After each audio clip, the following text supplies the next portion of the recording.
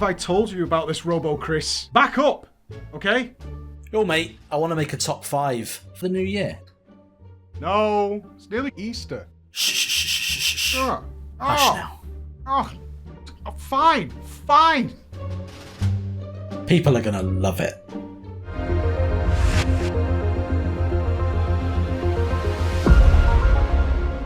So the age-old question is, what makes a great boss? How do we do a scale, so to speak? So I brought us over to the whiteboard for some science. We could look at things like difficulty. How hard is that boss? The theme of the boss, does it fit what Blizzard were going for? What about the mechanics of the boss? How does that work? Well, you would say these are pretty good. Good difficulty, good theme, good mechanics. Overall, probably going to make a great fight. Wrong. Stupid mistake. Why? Let's look at Muru. Yes. Muru, is it hard? Yeah, it's extremely hard. Let's give that a 9 out of 10, of course. What about the theme? Perfect. Absolutely perfect theme. Let's give it a 10. Mechanics? Loads of mechanics. Loads going on. We had prop pallies working everywhere. We had all sorts of things to interrupt. We had master spells. Loads of things going on. So we'll give it a 9 on mechanics. However, what we're missing out on is it fun. Minus 100 points. Garbage fire of a boss. Absolutely the worst. This is the science that's important to us while figuring out the top 5 greatest bosses in World of Warcraft. So with that said, I'm going to have to do some explanation here because some of these bosses, as you may have seen recently in our going over all the raids in World of Warcraft, are not part of my favourite instances.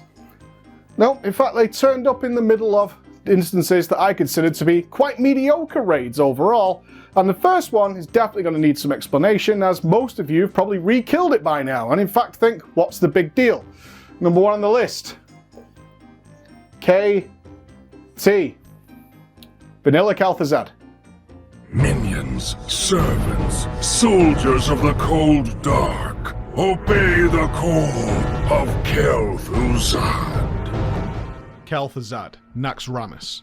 In order to understand why I chose this, I need you to forget everything you know.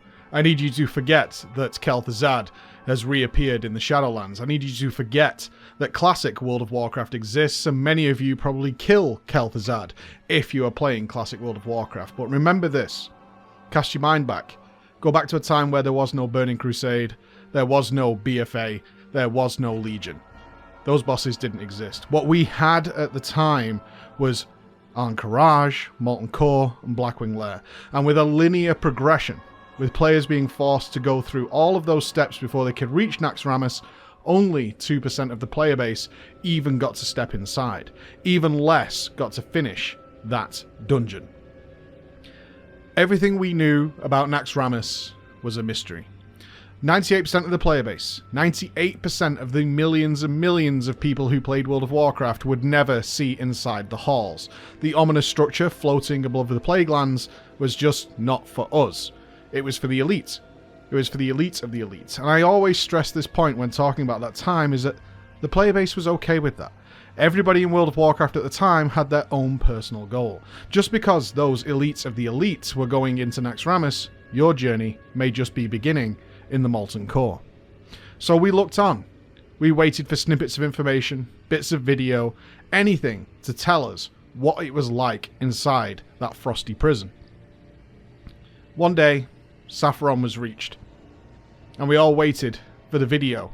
We had been teased, we had been given websites developed by Blizzard showing and giving backstory to each of these bosses. Thaddeus, so many stitched corpses put together and the screams hallowing throughout Naxxramas, and yet we didn't get to see it.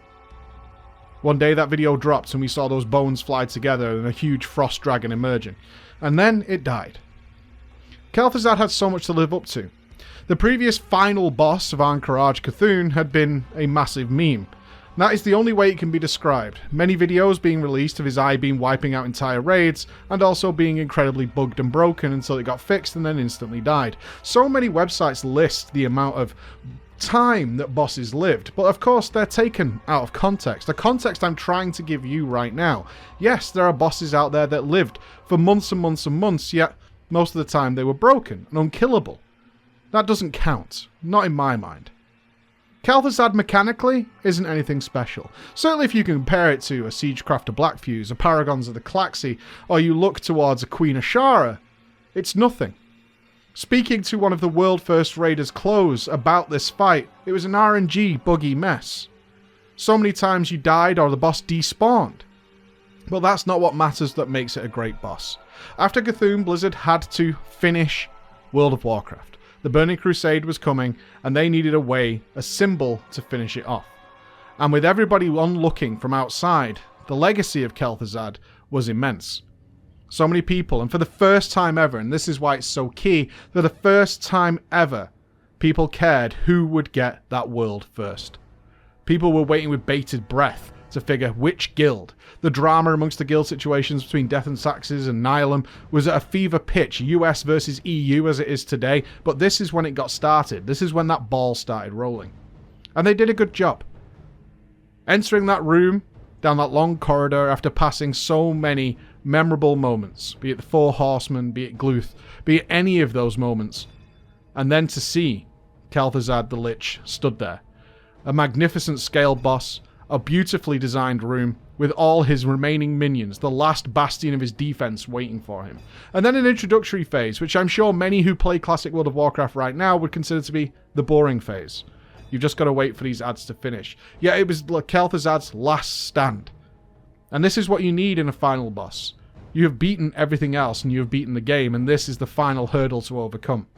And then a slow fight, intentionally designed by Blizzard in order to drag it out in a good way. Not in a boring, forced intermission way like we'd see later with bosses like Kil'jaeden. This time it was a case of control yourself, push your characters to the limit. A 40-man raid spread at its absolute maximum in order to create this epic feel of fireballs flying from all sides and people healing from all different corridors, people switching over from DPSing as a warrior to tanking later in the fight when his minions finally spawned, and they grew and grew into an epic showdown. This is why Kel'Thuzad is on my list of greatest bosses.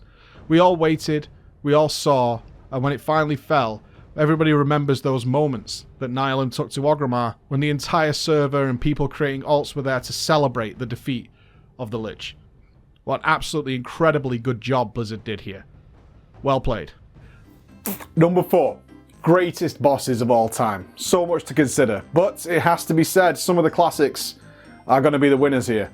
And for me, I'm going to push this big red button. Mimiron. Now why would you go and do something like that? Didn't you see the sign that said, "Do not push this button"? Firefighter, Mimiron hard mode. I'm sure for many people this seems like a free pick, a cliche pick, but there's a reason. And that reason is unknown to so many people. It's often the case ever since that original vanilla Naxxramas, people just don't get to experience these fights at an appropriate point. And that's okay. But the experience of dealing with Firefighter is unreal.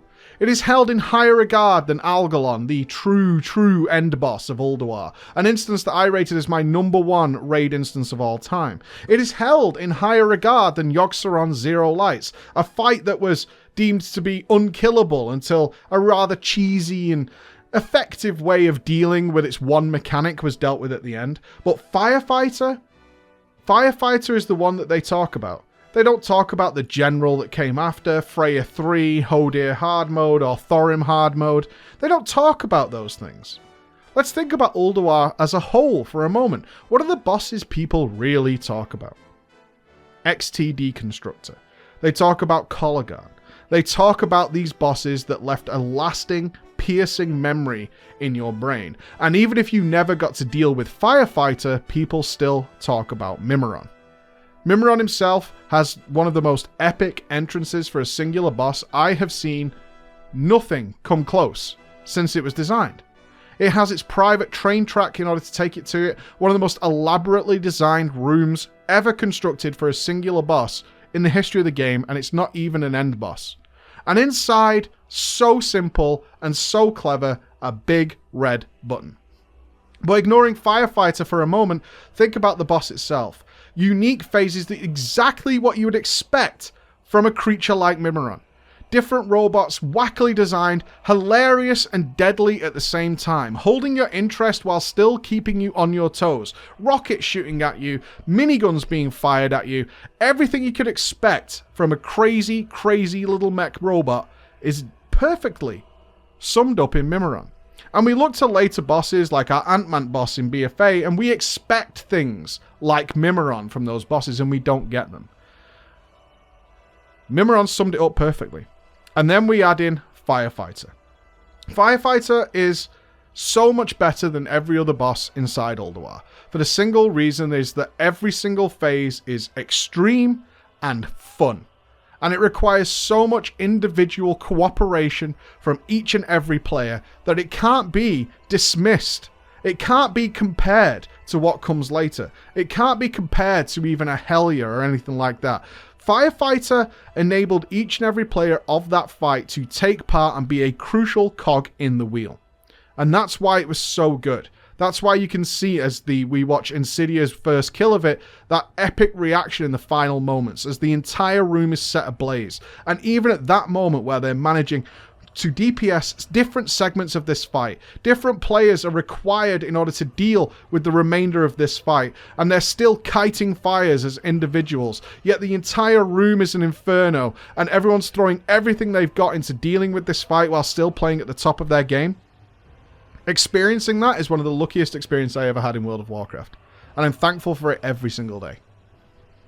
For number 3, we really do need a boss that takes place at the top of a giant tower, don't we? There are so many to choose from them, and honestly, all of them could easily make this list. We've got Gul'dan, Kil'jaeden, Arthas, Illidan. But which one is the best? Which one is the greatest one? And in the context, like we explained with Kel'Thuzad,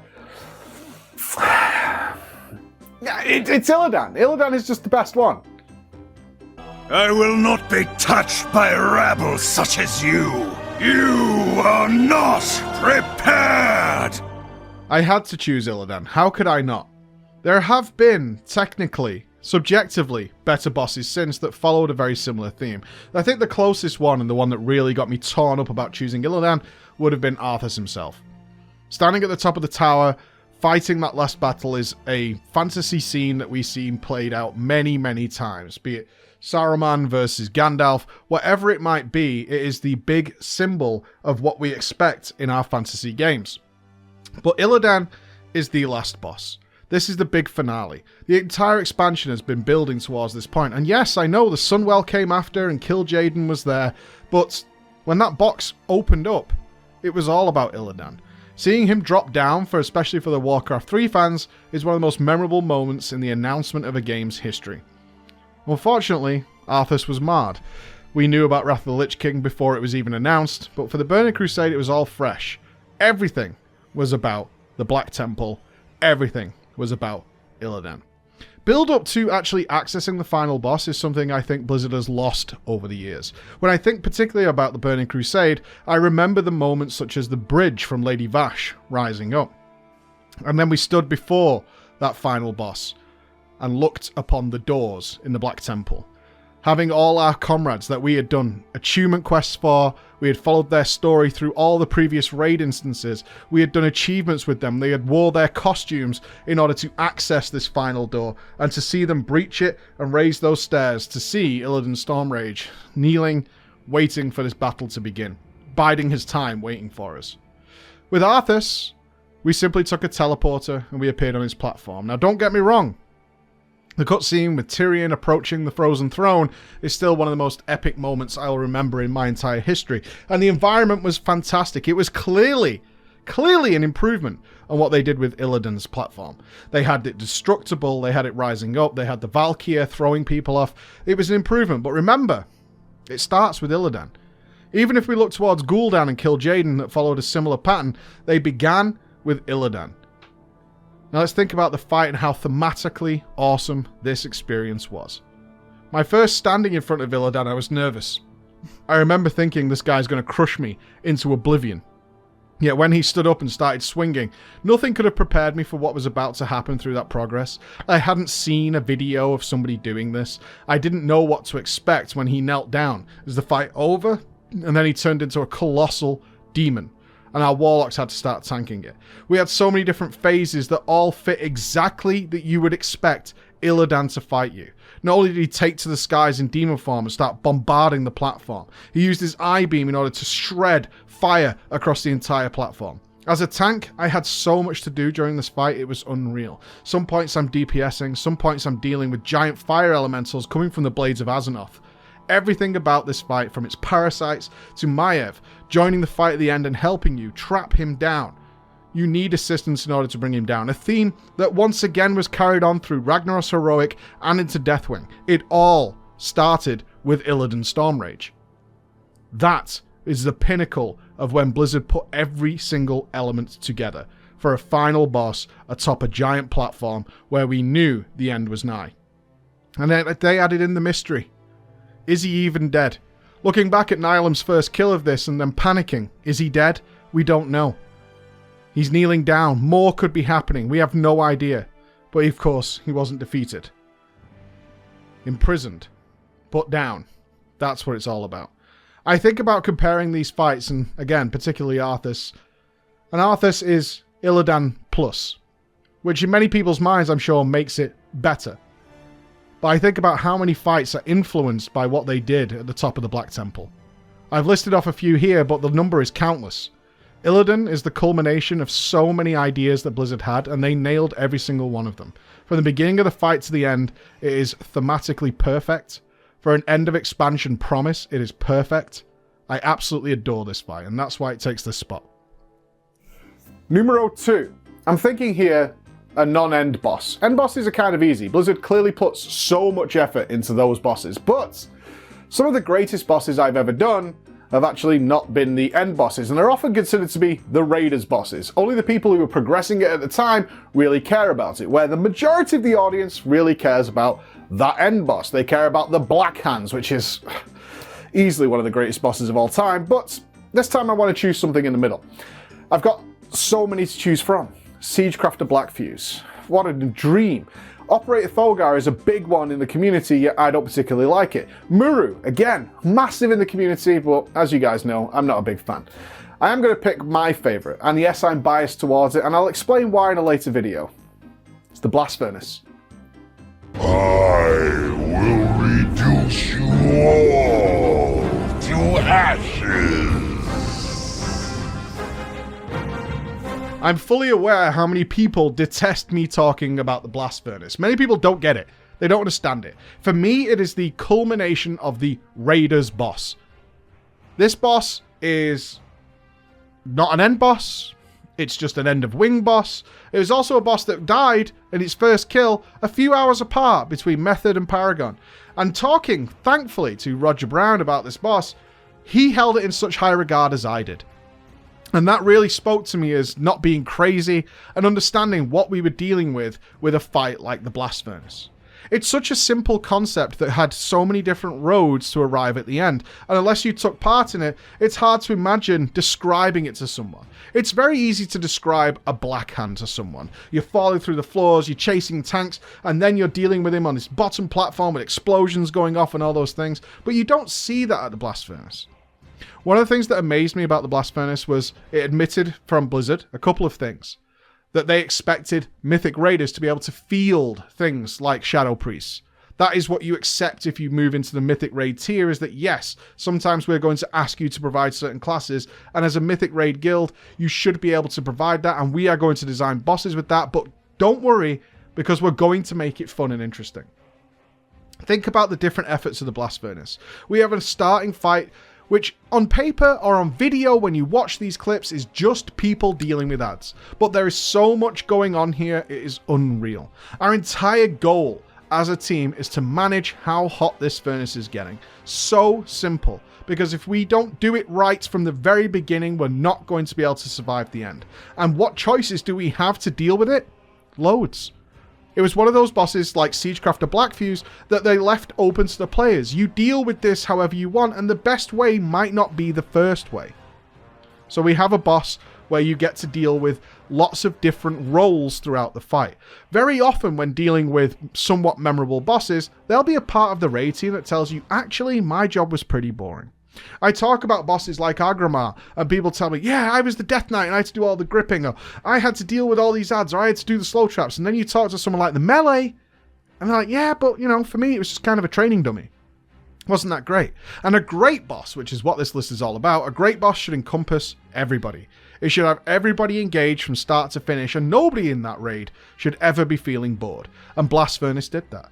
We had people like rogues, shadow priests, trying to use their immunities and save them in order to spam bombs into the furnace at the exact perfect time. We had to stagger cooldowns across 7 or 8 different players in order to ensure that we could deal with the onslaught of Orgron and other ads that were coming at the same time, while our prop warrior for this point is jumping around the room and he's kiting a field full of ads while the other tanks are dealing with this.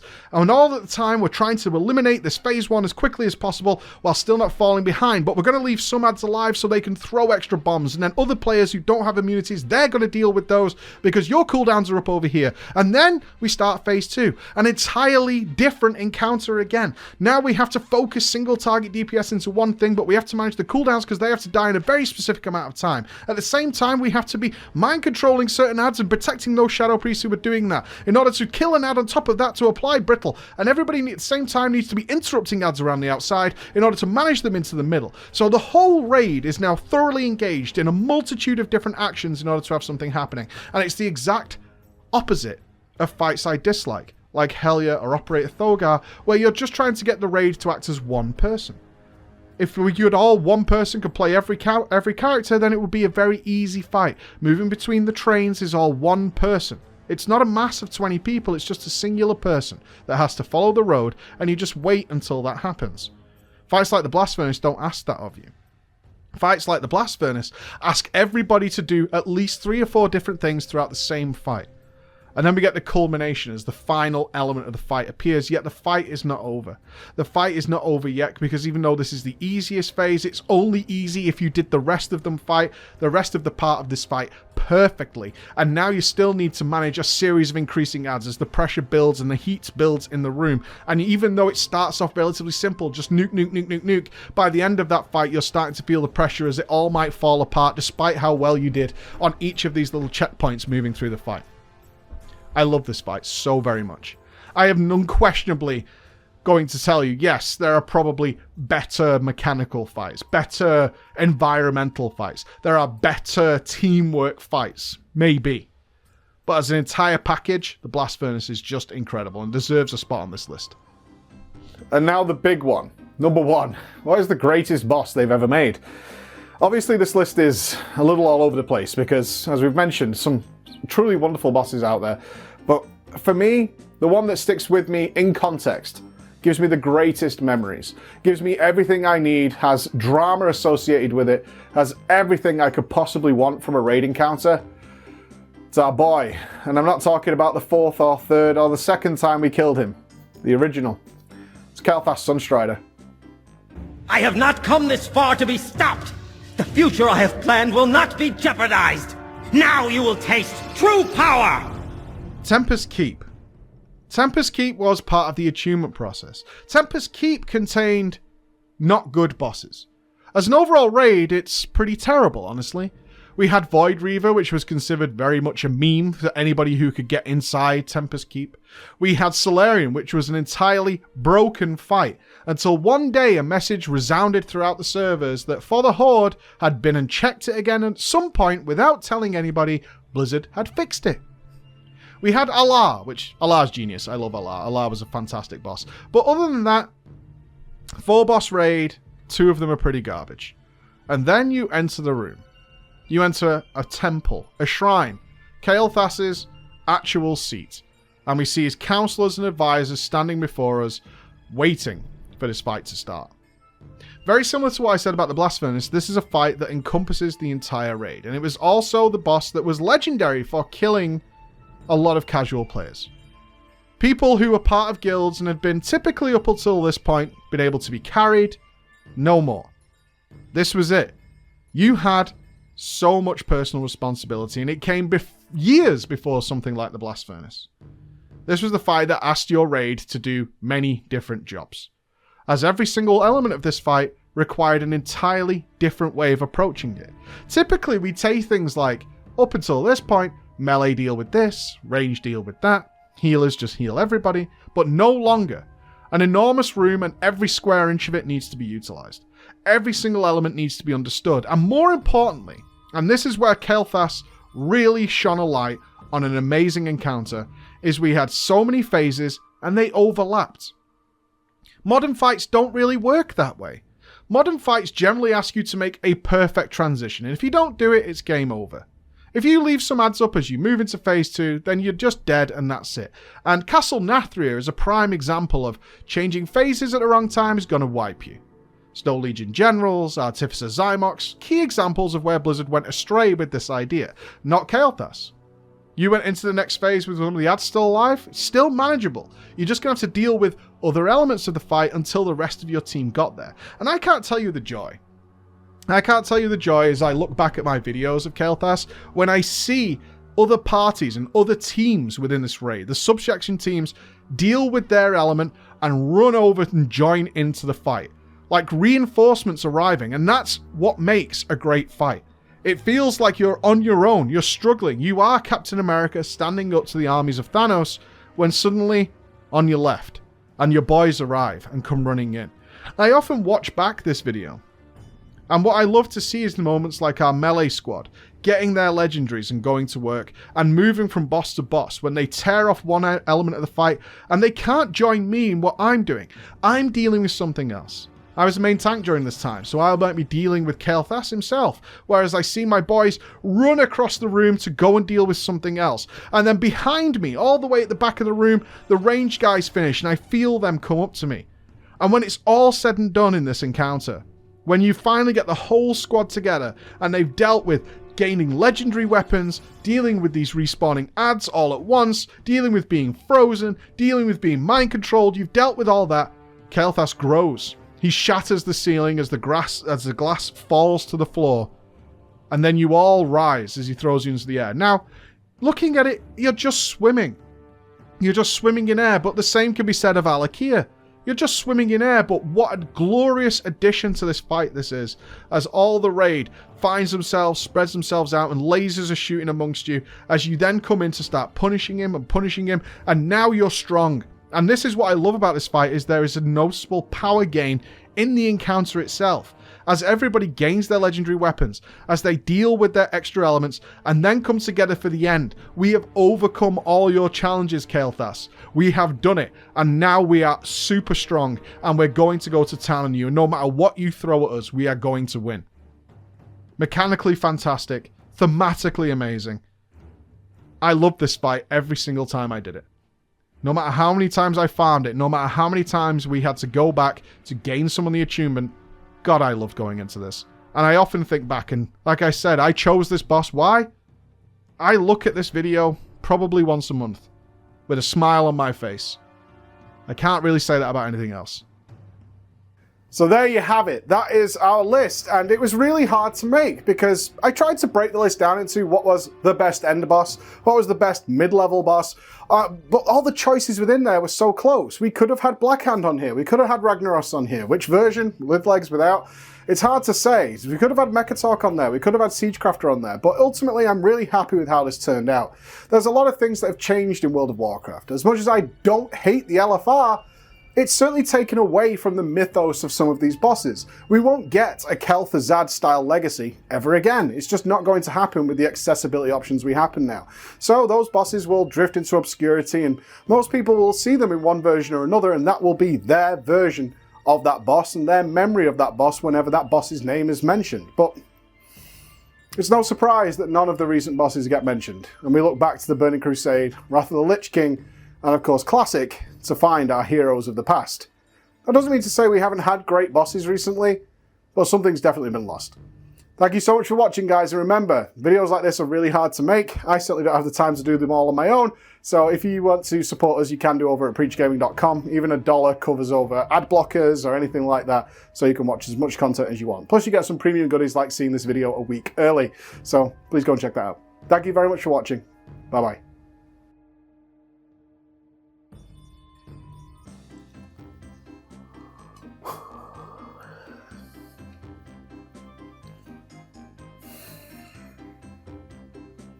You know, I think I'm better without legs.